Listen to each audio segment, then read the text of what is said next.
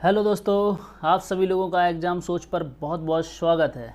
आज हम आपके लिए एक नया टॉपिक लेकर आए हैं, पीएच मान, पीएच वैल्यू, जो बहुत ही इम्पोर्टेंट टॉपिक है और ये लगभग एग्ज़ाम में बहुत बार पूछा जाता है और कहीं ना कहीं से एक नंबर का क्वेश्चन यहाँ से रख ही दिया जाता है। तो आज हम आपको इसमें ट्रिक से आपको पीएच मान सभी याद करवा देंगे। तो भाई देखिए, सबसे पहले यहाँ पर लिखा है जल। जल का पीएच मान जो होता है, जल का जो पीएच मान होता है वो होता है 7। कैसे याद रखेंगे? जल का पीएच मान कितना होता है? 7 होता है।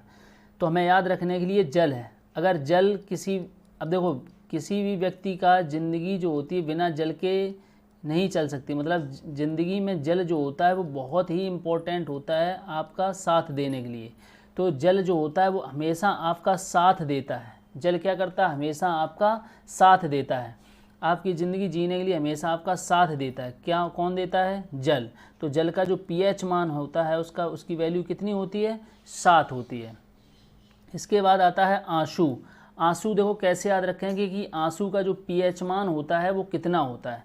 तो आंसू का जो पीएच मान होता है वो 7.4 होता है। ठीक है, कितना होता है? 7.4 होता है। तो इसको हमें कैसे याद रखना है? तो आंसू, इसको हम 7.4 को बना लेते हैं 74। क्या बना लेते हैं? 74। ठीक है, तो आंसू का पीएच मान, तो देखो आंसू जो होते हैं किसी भी व्यक्ति के हमेशा कब निकलते हैं? हमेशा कब निकलते हैं? चाहत में निकलते हैं। कब निकलते हैं? चाहत में ही व्यक्ति के आंसू निकलते हैं। तो चाहत से क्या हो गया? 74। तो चाहत से क्या हो गया? 74। तो जब कोई व्यक्ति किसी भी चीज़ को या कोई भी वस्तु को या किसी को भी बहुत जब ज़्यादा चाहता है तो उसी के कारण व्यक्ति के क्या निकलते हैं? आंसू निकलते हैं। तो चाहत से क्या हो गया? 74। जब तक आंसू नहीं निकलते हैं, ठीक है, चाहे खुशी को चाहे दुख में हो, तो चाहत से 74। तो आंसू का पीएच मान कितना हो गया? 74, 7.4। ठीक है। नमक में देखो, नमक जो होता है आपका, नमक भी आपका दैनिक जीवन के लिए नमक हमेशा आपका साथ देता है। यदि आपको 2-4 दिन अगर नमक का कोई भी प्रोडक्ट या कोई भी चीज़ या खाना खाने को ना मिले ना, तो आप जो है नमक के बिना नहीं रह सकते हैं। तो ठीक है, जितना इम्पोर्टेंट जल होता है, जिस प्रकार से जल आपके लिए उतना इम्पोर्टेंट साथ में है, ऐसे ही नमक का है। तो नमक भी जो होता है वह बहुत ही इम्पोर्टेंट होता है आपका ज़िंदगी में साथ देने के लिए। ठीक है, नमक का पीएच मान कितना होता है? 7 होता है। आगे देखिए मानव लार। देखो मानव लार जो होता है, लार में कितना होता है पीएच मान, इसको किस प्रकार से हम याद रख सकते हैं? तो लार में पीएच मान होता है कितना? 74। आप जिस चीज़ को, अब देखो यहाँ पर 7.4 है, जहाँ भी 7.4 है उसको हमें क्या याद रखना है? 74। ठीक है, 74। तो देखो 74 मतलब चाहत। लार, अगर आप किसी चीज़ को बहुत ज़्यादा चाहते हैं, अगर आपको कोई चीज़ जो है वो बहुत ज़्यादा पसंद है, तो आप उसको देखते ही आपके मुंह में क्या आ जाता है? पानी आ जाता है, मतलब लार आ जाती है। उसको देखते ही मुंह में क्या आ जाती है? लार आ जाती है। कब लार आती है? जिसको आप बहुत ज़्यादा चाहते हैं, जिसमें जितनी आपकी ज़्यादा चाहत है। चाहत से 74 मतलब हम याद रखेंगे 7.4। ठीक है, तो एग्ज़ाम में तो 7.4 आपको दिख ही जाएगा, तो 74 हमें याद रखना है। तो यहाँ पर लिखा है 74। ठीक, लार, चाहत में 74। आगे देखते हैं दूध। तो दूध का जो पीएच मान होता है, दूध का पीएच मान हम किस तरीके से याद रखते हैं? दूध का पीएच मान है 6.6। देखो भाई, यहाँ पर हम किस तरीके से याद रख सकते हैं कि दूध का जो पीएच मान होता है, दूध अगर किसी व्यक्ति को अगर मिले और रोज़ वो पर डे दूध अगर वो पीता है, तो दूध पी कर वो क्या कर सकता है? किसी भी व्यक्ति के वो छक्के छोड़ा सकता है। किसी भी व्यक्ति के क्या कर सकता है? छक्के छोड़ा सकता है। ठीक है, तो यहाँ पे दूध से हमें क्या याद रखना है? छाछठ। क्या रखना है? छाछठ। किसी भी व्यक्ति के वो छक्के छुड़ा सकता है। तो छाछठ। दूध का पीएच मान कितना होता है? 6 होता है। छाछठ 6.6 होता है। इसके बाद आता है रक्त का पीएच मान। किसका आता है? रक्त का। देखो ब्लड, तो ब्लड का पीएच मान क्या होता है? तो ब्लड का पीएच मान याद रखें, ब्लड देखो 74, 7.4। तो ब्लड का जो पीएच मान होता है वह 7.4 होता है। देखो ब्लड भी जो व्यक्ति की जो ज़िंदगी में जो रक्त होता है वो रक्त तभी निकलता है, रक्त किसके व्यक्ति जब किसी व्यक्ति को बहुत ज़्यादा चाहता है, किसी व्यक्ति को बहुत ज़्यादा चाहता है तो चाहत में ही क्या निकलता है, उसका रक्त निकलता है, उसका क्या निकलता है, रक्त निकलता है। अब इस तरीके से समझ लीजिए, अगर किसी को कोई दिक्कत हो गई तो समझ लो अगर उसका ब्लड निकल रहा है तो ब्लड का मतलब तो किसी भी व्यक्ति का ब्लड कब निकलता है, चाहत में ही निकलता है। ठीक है, आगे देखते हैं मानव मूत्र। आगे मानव मूत्र, देखिए मानव मूत्र में कितना होता है, तो मानव मूत्र का कैसे याद रखेंगे, तो मूत्र जैसे भी मूत्र का पीएच मान जो होता है वो कैसा होता है, 6 होता है। तो मूत्र को छी, तो मूत्र जैसे अगर कोई है ना, मूत्र क्या उसको छी, तो मूत्र का जो पीएच मान होता है वो कितना होता है, 6 होता है। कितना होता है, 6 होता है। आगे देखते हैं सिरका। देखो ये सिरका है, एस्टिक है, ठीक है, तो सिरका में पीएच मान जो होता है वो कितना होता है, 3 होता है। कितना होता है, 3 होता है। तो सिरका में देखो यहाँ पर 3 अक्षर लिखे हैं, सिर और का, क्या लिखा है, सिर का, ठीक है, सिरका। तो सिरका में 3 अक्षर लिखे हैं, तो हमें याद रखेंगे, 1-2 बार इसको बार देखेंगे, पढ़ेंगे तो हमें ये हमेशा के लिए याद हो जाएगा कि सिरका में पीएच मान कितना होता है, 3 होता है। ठीक है, इसी प्रकार से देखो शराब में भी लिखे हैं 3 शब्द। ठीक है, सिरका और शराब लगभग वही होती है, एक ही चीज़ होती है।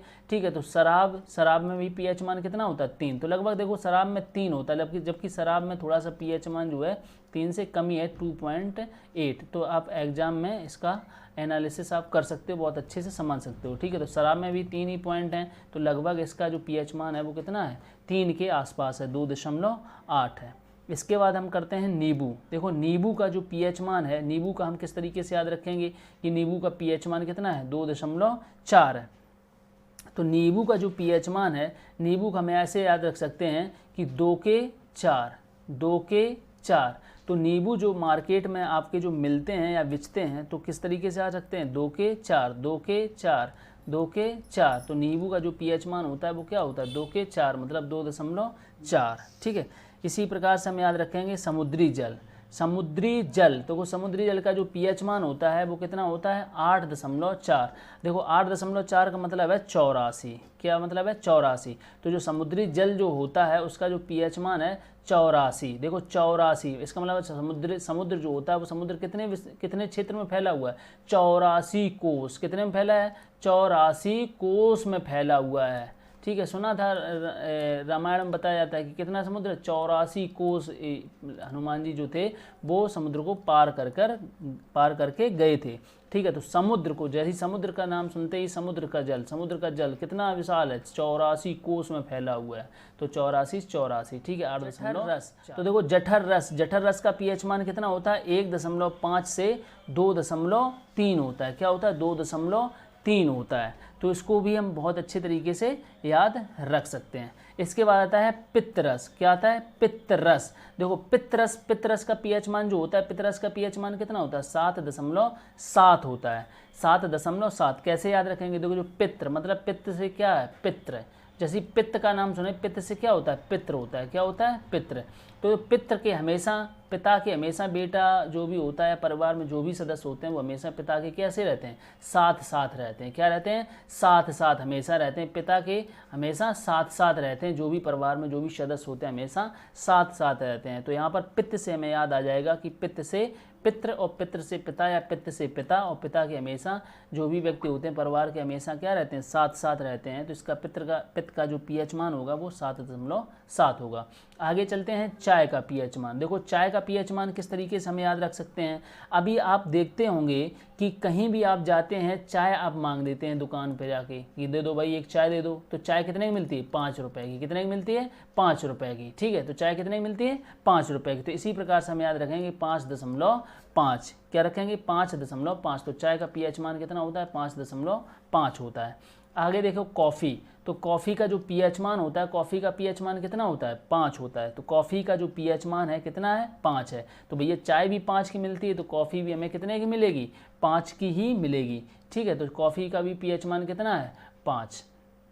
आगे देखिए हाइड्रोक्लोरिक। आगे क्या है, हाइड्रोक्लोरिक। तो हाइड्रोक्लोरिक एसिड। तो हाइड्रोक्लोरिक एसिड का जो पीएच मान होता है, हाइड्रोक्लोरिक एसिड क्या होता है, HCl। क्या होता है, HCl। तो HCl का जो पीएच मान होता है कितना होता है, शून्य होता है। कितना होता है? शून्य होता है। देखो ये हमारे खाना पचाने में सहायक होता है HCl, ठीक है। तो इसका जो pH मान होता है कितना होता है? शून्य होता है। इसके बाद आगे बात करेंगे बैटरी। बैटरी का जो pH मान होता है, जो बैटरी में जो एसिड पड़ता है, जो बैटरी में जो एसिड पड़ता है उसका जो pH मान होता है वह कितना होता है? 1 होता है। कितना होता है? 1 होता है। कितना होता है? 1।